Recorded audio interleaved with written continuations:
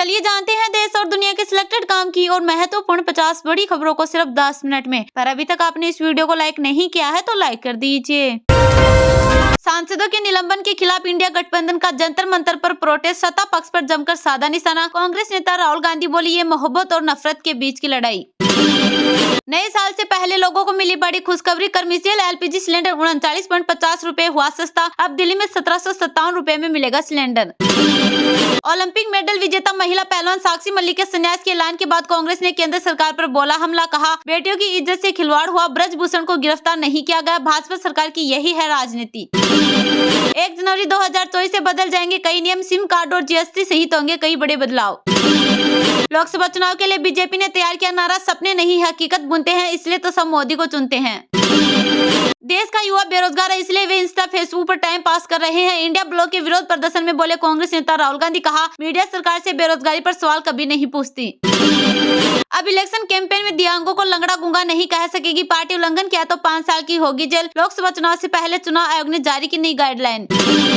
WFI चुनाव में संजय सिंह की जीत के बाद यौन शोषण के आरोपी ब्रजभूषण ने किया दावा। कहा साक्षी विनेश के आंसू के बाद लामबंद हुए पहलवान। नए अध्यक्ष और ब्रजभूषण के खिलाफ फिर खोला मोर्चा। नए क्रिमिनल लॉ संसद से पारित होने के बाद पीएम मोदी ने दी प्रतिक्रिया। बोले जन सेवा पर केंद्रित कानूनों के युग की शुरुआत। नए साल में किसानों को 12,000 रुपए और 450 रुपए में गैस सिलेंडर देगी राजस्थान सरकार। सीएम भजनलाल शर्मा ने तय की अपनी 10 प्राथमिकताएं। देश के 40.5 करोड़ लोगों के पास हेल्थ बीमा नहीं। आयुष्मान योजना में इलाज खर्च 2 गुना करने पर विचार कर रही केंद्र सरकार। अंतरिम बजट में हो सकता है फैसला। उपराष्ट्रपति जगदीप धनखड़ ने कांग्रेस अध्यक्ष मल्लिकार्जुन खड़गे को लिखा पत्र। कहा सदन चलाने में आपका साथ न मिलना दुर्भाग्यपूर्ण। केंद्रीय गृह मंत्री अमित शाह बोले गीता का प्रचार कर रहे संत महात्मा। कहा संस्कृति को आगे बढ़ा रही बीजेपी। एकता अखंडता के लिए कश्मीर से 370 हटाई। छत्तीसगढ़ में राज्यपाल विश्वभूषण हरिचंदन ने 1 महिला एमएलए सहित 9 विधायकों की दिलाई मंत्री पद की शपथ। भारतीय गणतंत्र दिवस 2024 के चीफ गेस्ट के रूप में फ्रांस के राष्ट्रपति इमैनुएल मैक्रों को भेजा निमंत्रण। आप हमें जितना कुचलेंगे हम उतना ही ऊपर बढ़ेंगे। जंतर मंतर पर धरने के बीच कांग्रेस अध्यक्ष मल्लिकार्जुन खड़गे की केंद्र को चेतावनी। लोकसभा चुनाव से पहले उत्तराखंड में सीएम पुष्कर सिंह धामी ने तेज की तैयारियां। यूसीसी की रिपोर्ट सौंपेगी विशेषज्ञों की समिति। आईटी शेयरों में जोरदार खरीदारी से शेयर बाजार दूसरे दिन भी उछला। WI प्रो बना टॉप गेनर। प्रधानमंत्री नरेंद्र मोदी 30 दिसंबर को करेंगे अयोध्या के नए एयरपोर्ट और रेलवे स्टेशन का लोकार्पण। रामलला की प्राण प्रतिष्ठा देखने 100 प्लेन से आएंगे VIP गेस्ट। जेल में ही मनेगा मनीष सिसोदिया का नया साल। दिल्ली शराब घोटाला केस में 19 जनवरी तक बढ़ी न्यायिक हिरासत। सेना का सर्च ऑपरेशन जारी। जम्मू कश्मीर के राजौरी में सेना पर हुआ आतंकी हमला। 5 जवान शहीद। पुंछ में जवानों की शहादत पर राहुल खड़गे प्रियंका गांधी ने जताया दुख। राम मंदिर उद्घाटन को लेकर अयोध्या में नया नियम। 22 जनवरी को केवल जिनके पास आयोजन समिति का निमंत्रण होगा या सरकारी ड्यूटी में है उनकी होगी एंट्री। देश के कई राज्यों में तेजी से बढ़ रहे कोरोना के नए वेरिएंट JN फर्स्ट के मामले। बीते 24 घंटे में 640 नए मामले आए सामने। 3000 के करीब हुए एक्टिव केस। WHO ने किया सतर्क। संसद न चलने के लिए विपक्ष ने ढूंढा बहाना। कांग्रेस नेताओं ने खोया संतुलन। राहुल गांधी पर बरसे केंद्रीय मंत्री अनुराग ठाकुर।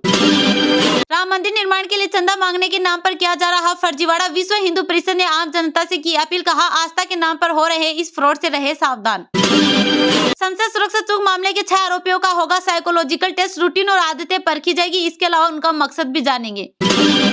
यूपी में फिर राशन में बड़ा बदलाव। गेहूं चावल के साथ बाजरा देगी योगी सरकार। अगले साल फरवरी महीने में होगी शुरुआत।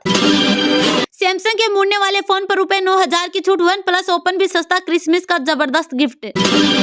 मध्य प्रदेश में कोई भी योजना नहीं होगी बंद। विधानसभा में बोले मुख्यमंत्री डॉक्टर मोहन यादव। कहा लाडली लक्ष्मी समेत सभी योजनाओं के लिए पर्याप्त धनराशि।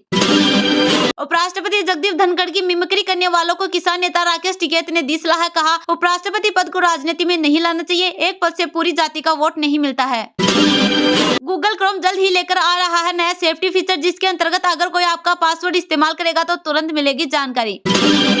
पंजाब में सर्दी धुंध की वजह से स्कूलों में छुट्टियों की घोषणा। 24 से 31 दिसंबर तक रहेंगे बंद। शिक्षा सचिव कमल किशोर की ओर से जारी किया गया आदेश।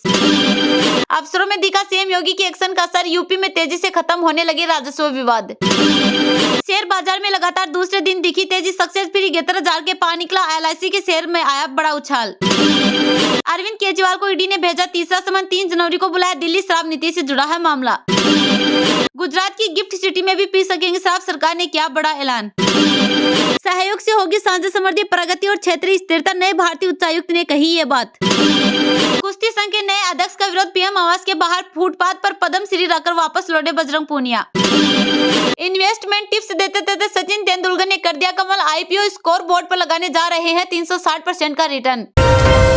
दिल्ली शराब घोटाले में ईडी ने केजरीवाल को तीसरी बार जारी किया नोटिस, 3 जनवरी को पूछताछ के लिए बुलाया। प्रवर्तन निदेशालय ईडी ने दिल्ली के मुख्यमंत्री अरविंद केजरीवाल को तीसरी बार समन भेजा है। ईडी ने केजरीवाल को दिल्ली शराब घोटाले में पूछताछ के लिए 3 जनवरी को पूछताछ के लिए बुलाया है। दिल्ली शराब घोटाले में ईडी पहले भी आप नेता को 2 बार समन जारी कर चुकी है। हालांकि केजरीवाल ने नोटिस को यह कहकर खारिज कर दिया कि ये राजनीति से प्रेरित है। बता दें कि इससे पहले ईडी ने 30 अक्टूबर और फिर 18 दिसंबर को नोटिस जारी किया था। ईडी ने केजरीवाल को 19 दिसंबर को पूछताछ के लिए बुलाया था, लेकिन केजरीवाल 19 दिसंबर को विपश्यना के लिए चले गए। जानकारी के मुताबिक सीएम केजरीवाल 10 दिन तक विपश्यना में रहेंगे। केजरीवाल हर साल विपासना का 10 दिन का कोर्स करने के लिए जाते हैं। इस साल भी वह 19 से 30 दिसंबर तक विपश्यना में रहेंगे। नोटिस के जवाब में क्या बोले केजरीवाल? मुख्यमंत्री ने बुधवार को ईडी के भेजे जवाब में कहा कि समन में यह स्पष्ट नहीं कहा गया कि उन्हें मामले में गवाह या संदिग्ध के तौर पर या एक दिल्ली शराब के मुख्यमंत्री अथवा आम आदमी पार्टी के राष्ट्रीय संयोजक के रूप में बुलाया गया है। उन्होंने कहा कि ताजा समन 18 दिसंबर को जारी किया गया, जिसे निश्चित रूप से रद्द वापस किया जाना चाहिए। उन्होंने ईडी को भेजे अपने जवाब में कहा, आपके समन का समय इसके पीछे की मंशा मेरे इस विश्वास को मजबूत करते हैं कि मुझे भेजे जा रहे समन किसी उद्देश्य या तरंग संगत मानदंड पर आधारित नहीं है, बल्कि राजनीतिक प्रतिद्वंदियों के सारे पर अनावश्यक विचारों से प्रेरित है, जो केंद्र में सत्तारूढ़ दल के विरोध की आवाज को चुप कराना चाहते हैं, ताकि 2024 की शुरुआत से लेकर मध्य तक होने वाले संसदीय चुनाव से पहले अंतिम कुछ महीनों में सनसनीखेज खबरें बन सके।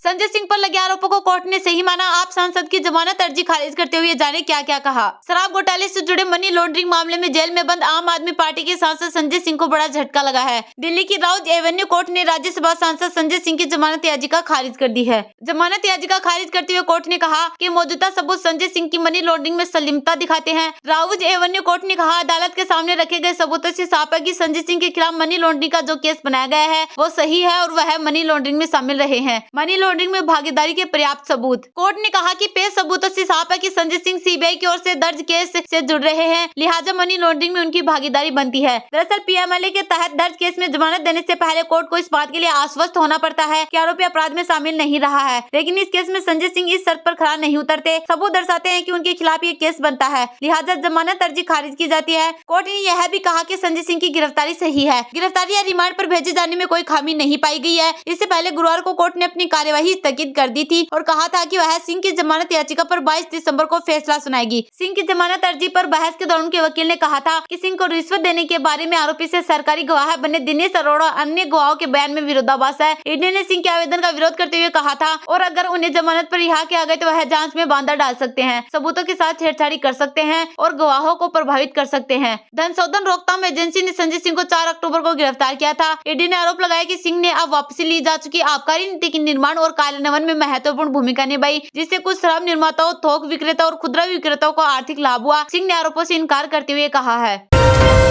अफसरों में दिखा सीएम योगी की एक्शन का असर, यूपी में तेजी से खत्म होने लगे राजस्व विवाद। यूपी में सीएम योगी की सख्ती का असर साफ दिखने लगा है। सीएम योगी के एक्शन के बाद अफसरों ने भी अपने कामों में तेजी लाई है। दरअसल उत्तर प्रदेश में लंबित राजस्व वादों के निस्तारण को लेकर सीएम योगी ने अफसरों को सख्त निर्देश दिए थे। सीएम के आदेश के बाद लंबित राजस्व वादों का निस्तारण पहले से और तेज हो गया है। विगत 3 माह में पिछले वर्ष की तुलना में करीब 2 गुने वादों का निस्तारण हो चुका है। 16 सितंबर 2023 की बात करें तो करीब 19.57 लाख वाद लंबित थे। 16 सितंबर 2023 से 19 दिसंबर 2023 के मध्य 6.59 लाख नए वाद इसमें शामिल हुए। इन सभी कुल 26.16 लाख वादों में से विगत 3 माह में कुल 12.90 लाख वादों का निस्तारण सुनिश्चित किया गया, जो विगत वर्ष के अंतिम 3 माह के औसत निस्तारण के सापेक्ष लगभग 2 गुना है। बता दें कि मुख्यमंत्री योगी आदित्यनाथ ने 16 सितंबर 2023 को पूरे प्रदेश में लंबित राजस्व वादों के त्वरित व गुणवत्तापरक निस्तारण सुनिश्चित किए जाने के निर्देश दिए थे। निर्देशों के क्रम में मुख्य सचिव उत्तर प्रदेश व अध्यक्ष राजस्व परिषद के स्तर से नियमित गहन समीक्षा के फलस्वरूप राजस्व वादों के निस्तारण में तेजी देखने को मिली है। 3 माह में 7.77 लाख नामांतरण के मामलों का निस्तारण। 15 दिसंबर 2022 के पूर्व प्रदेश स्तर पर कुल 20.67 लाख वाद लंबित थे एवं 15 सितंबर 2022 से 15 सितंबर 2023 के मध्य कुल 26.27 लाख वाद योजित हुए हैं। इन विचाराधीन कुल 47.25 लाख वादों में से पूरे वर्ष में कुल 27.67 लाख वादों का निस्तारण किया गया। 15 सितंबर 2022 से 15 सितंबर के मध्य दायर वादों के सापेक्ष पूरे वर्ष का निस्तारण 104% रहा, जबकि 16 सितंबर 2023 से 19 दिसंबर 2023 के मध्य दायर वादों के सापेक्ष मात्र 3 माह की अवधि का निस्तारण 196% रहा।